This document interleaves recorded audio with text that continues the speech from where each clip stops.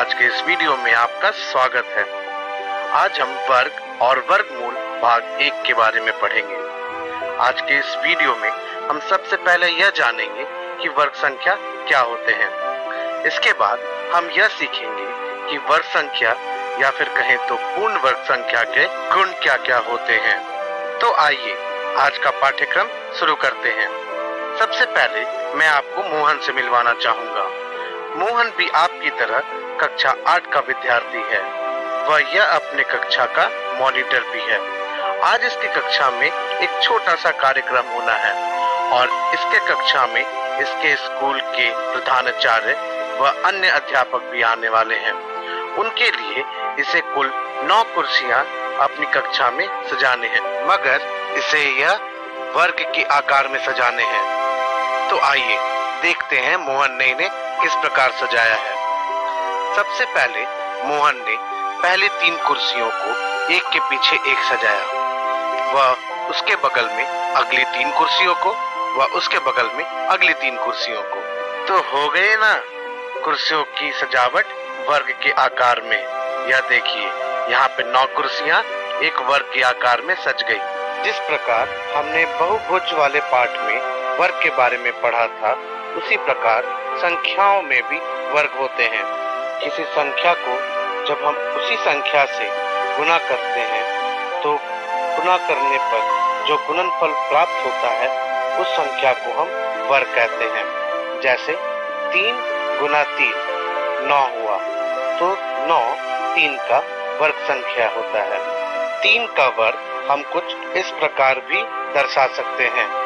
अगर किसी प्राकृत संख्या को दूसरे प्राकृत संख्या के खुद से ही गुना कर हम कुछ इस प्रकार दर्शा सकते हैं, तो उस प्राकृत संख्या को हम दूसरे प्राकृत संख्या का वर्ग संख्या या पूर्ण वर्ग संख्या कहते हैं। आइए अब हम कुछ वर्ग संख्या एवं पूर्ण वर्ग संख्याओं की सूची देखें। यहाँ पर हमने सारी प्राकृत संख्याएं लिख रखी हैं व इनके सामने हमने इनके वर्ग संख्याएं लिख रखी हैं। इस सूची में आप यह देख सकते हैं कि संख्या 1, 9 व 11 के वर्ग संख्या के इकाई स्थान पर 1 है। आइए अब हम पूर्ण वर्ग संख्याओं के कुछ ऐसे ही गुणों के बारे में जानें।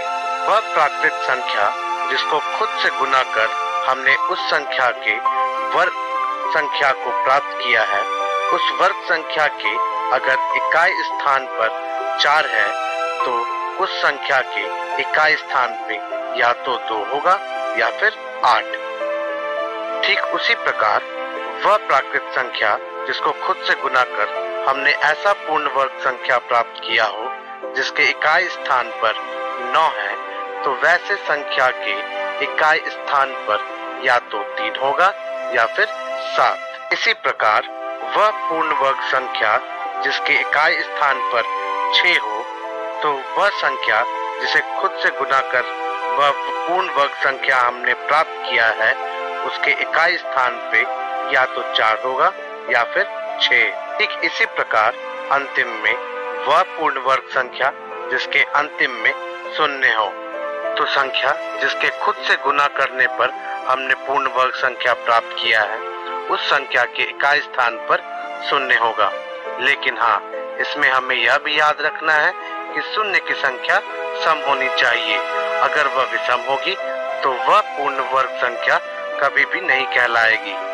जैसे अगर यहाँ पे हमारा पूर्ण वर्ग संख्या 25,000 है, तो आप यहाँ यह देख सकते हैं कि यहाँ पर 0 की संख्या विषम है, तो हम यह कह सकते हैं कि यह संख्या कभी भी पूर्ण वर्ग संख्या नहीं हो सकती है। ठीक इसी प्रकार किसी भी संख्या के अगर अंतिम में यानी कि इकाई स्थान पर 2, 3, 7 या 8 है, तो वह संख्या कभी भी पूर्ण वर्ग संख्या नहीं कहला सकती। जिस प्रकार संख्याओं में क्रमागत संख्याएं होती हैं, उसी प्रकार पूर्ण वर्ग संख्याओं में भी हम कह सकते हैं कि क्रमागत पूर्ण वर्ग संख्याएं होती हैं। अगर मैं कोई भी 2 पूर्ण वर्ग संख्याएं लूं, जैसे मैंने यहाँ पर 1 व 4 लिया है, तो इन दोनों के बीच में आने वाली संख्याएं जैसे कि 2 व 3 हो, तो यह दोनों कभी भी पूर्ण वर्ग संख्याएं नहीं हो सकती। इसी प्रकार अगर हम अगली क्रमागत पूर्ण वर्ग संख्याएं लें, जैसे 25 व 36, तो इन दोनों के बीच में आने वाली संख्याएं 26, 27, 28, 29, 30, 31, 32, 33, 34, 35, यह सारी प्राकृत संख्याएं भी कभी भी पूर्ण वर्ग संख्याएं नहीं हो सकती। इसी प्रकार अगर मैं आपसे पूछूं क्या 128 पूर्ण वर्ग संख्या है, तो चलिए सबसे पहले हम यह पता करते हैं। तो इसके लिए सबसे पहले हम सूची देखेंगे। सूची देख हम यह बता सकते हैं कि 128, 121 व 144 के बीच में आता है और यह दोनों पूर्ण वर्ग संख्याएं हैं। तो 128 कभी भी हमारा पूर्ण वर्ग संख्या नहीं होगा। अब हम पूर्ण वर्ग संख्याओं के एक रोचक प्रतिरूप के बारे में जानें। हमने कक्षा 6 में त्रिकोणीय संख्याओं के बारे में पढ़ा है, जिनके बिंदु प्रतिरूप त्रिभुजों के रूप में व्यवस्थित किए जा सकते हैं के बारे में पढ़ा था, जैसे 1, 3, 6, 10।